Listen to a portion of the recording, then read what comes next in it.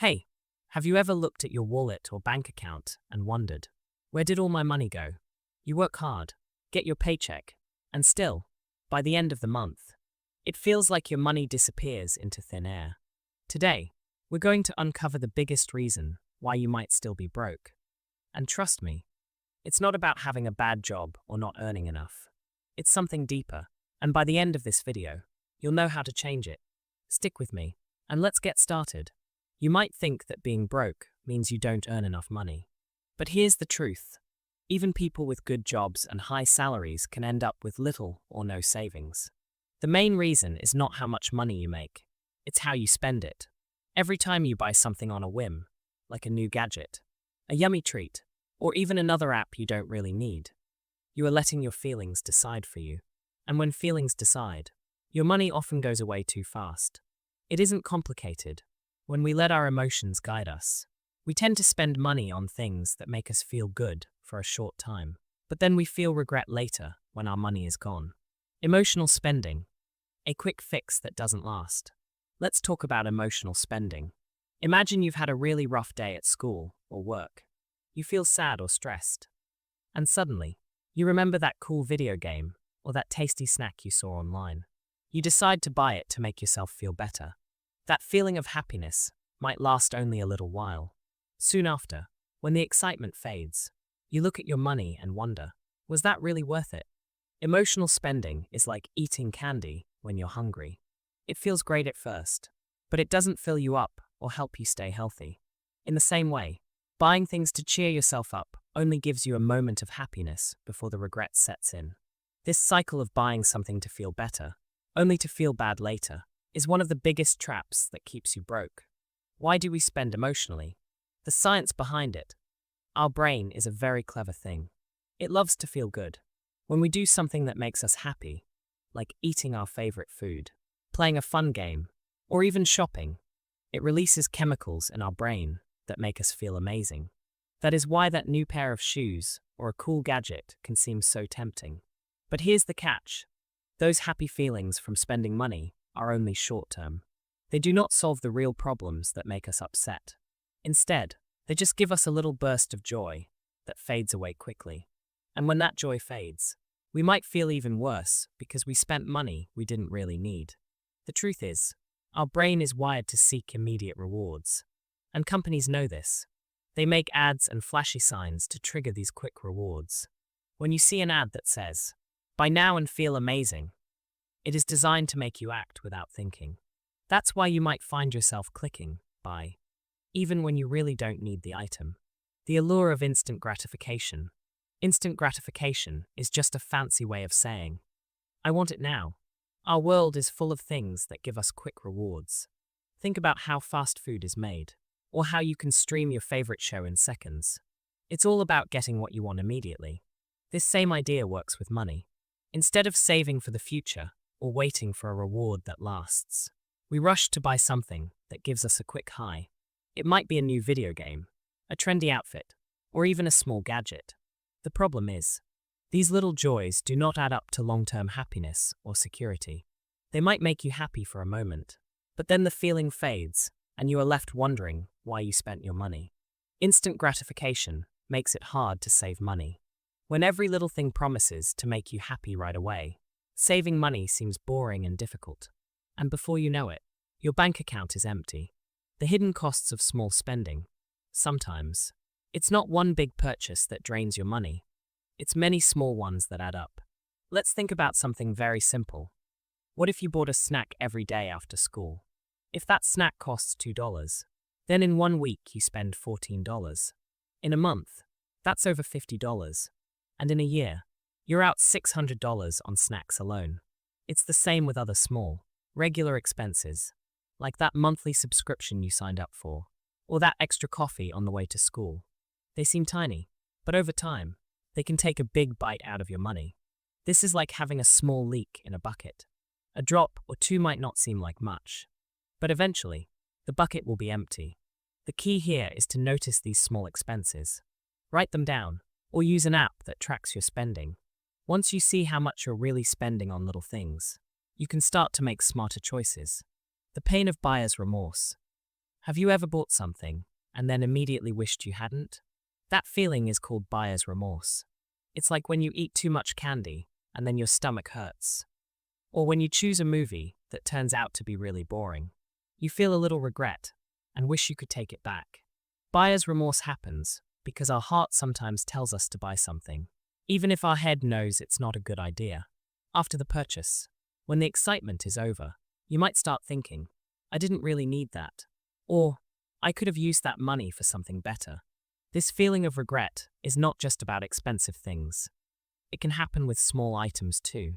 And when you feel bad about your purchases, it makes it even harder to save money for the future. Social pressure and the comparison game. Now, let's talk about another big reason we keep spending. Social pressure and comparing ourselves to others.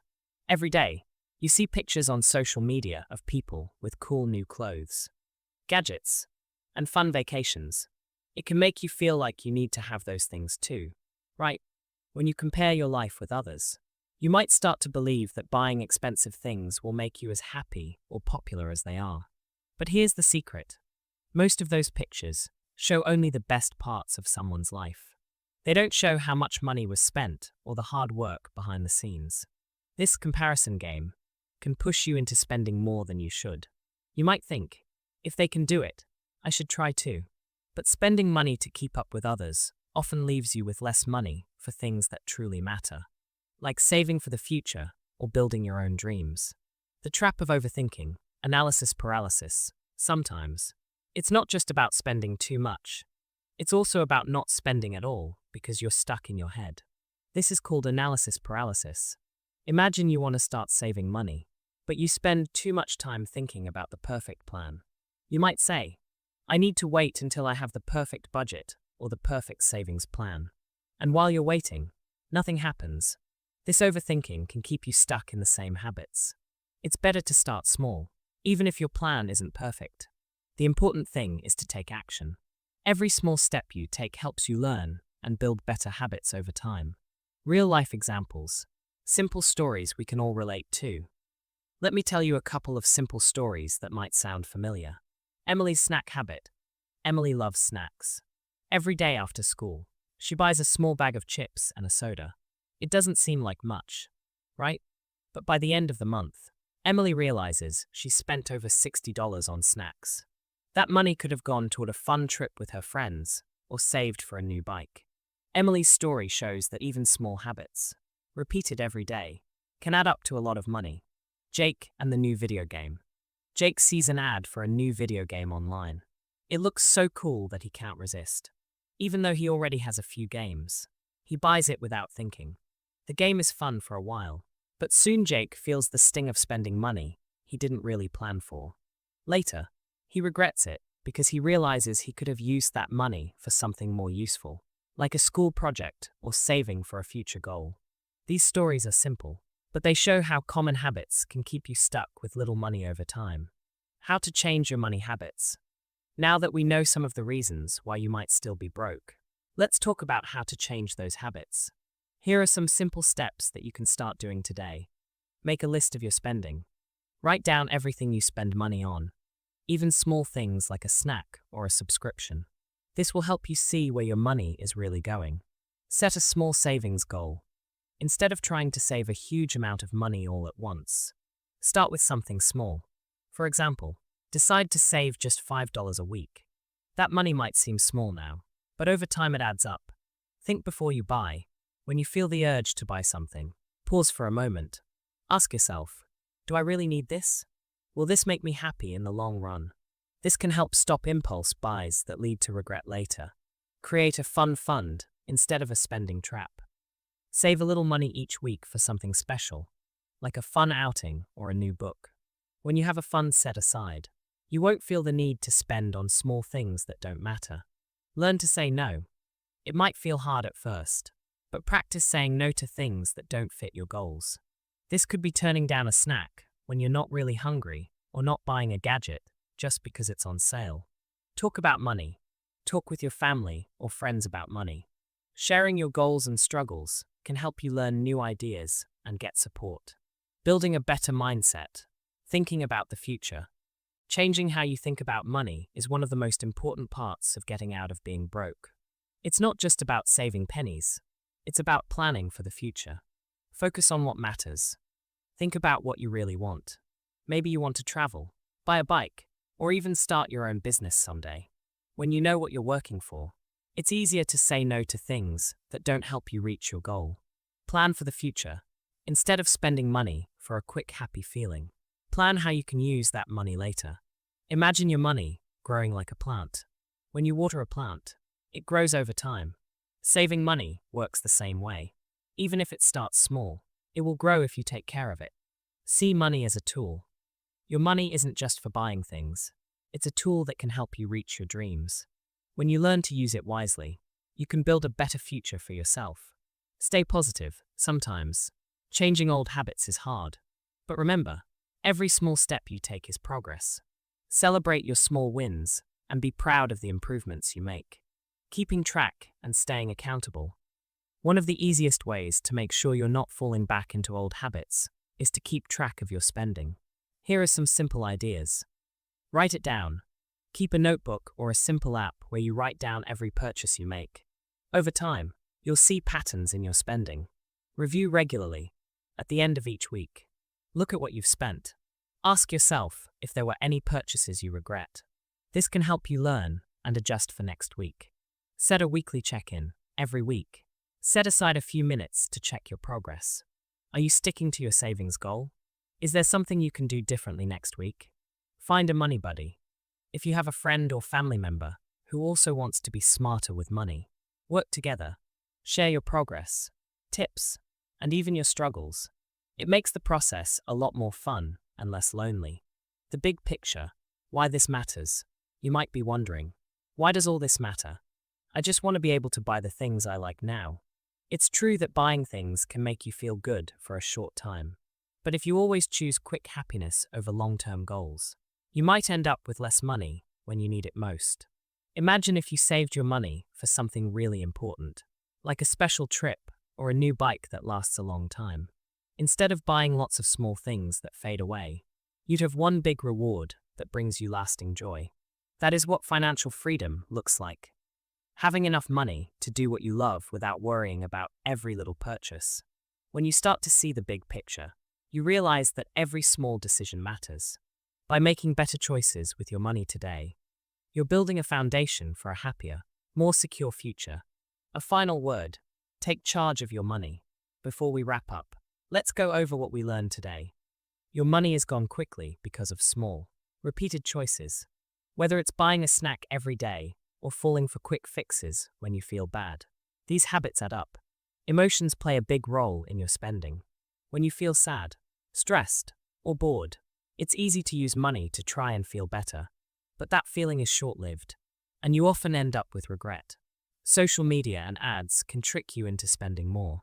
The pictures you see online are not the full story.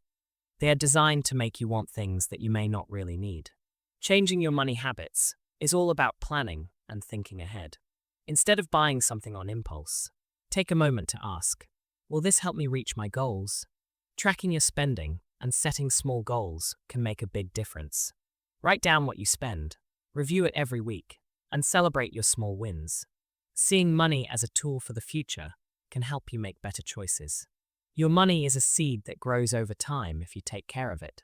Instead of letting it disappear, use it to build the life you want. I want you to remember that being broke isn't about not earning enough. It's about how you choose to use what you earn. Every small decision counts. When you change the way you think about spending, you start to see that saving money can be fun and rewarding. It's like building a cool collection of things you want. But instead of collecting things, you're building a better future for yourself. Thank you so much for watching this video. If you learned something new today, please give this video a thumbs up and share it with your friends who might need a little help with their money too. I'd love to hear from you. What's one small change you're going to make this week to start saving money? Drop your answer in the comments below. Don't forget to subscribe to our channel for more simple, real-life tips on how to take control of your money and build a better future. Click the bell icon so you never miss an update. Together, we can learn to be smarter with our money and truly enjoy the freedom that comes with it. Before you go, remember this. It's not about how much money you make, but what you do with it. Every little step you take towards saving, planning, and making thoughtful choices will add up over time. Instead of chasing quick fixes and spending for a moment of happiness, choose to invest in your future. True freedom comes from having control over your money and using it to create the life you want. I'm your name, and I believe that with a few small changes in the way you think about money, you can start to see big improvements in your life. Thank you for joining me today, and I can't wait to see you in the next video. Until then, stay smart, keep saving, and always remember that every small step brings you closer to a brighter future. You have the power to change your habits. It might seem hard at first, but every little decision you make matters. Whether it's choosing to skip an extra snack or taking 5 minutes each week to plan your budget, these steps add up over time. So, take charge of your money today, and soon you'll see that freedom isn't about having more stuff. It's about having the power to live the life you want. Thanks again for watching, and remember, you are in control. Change your habits. Change your life. See you next time.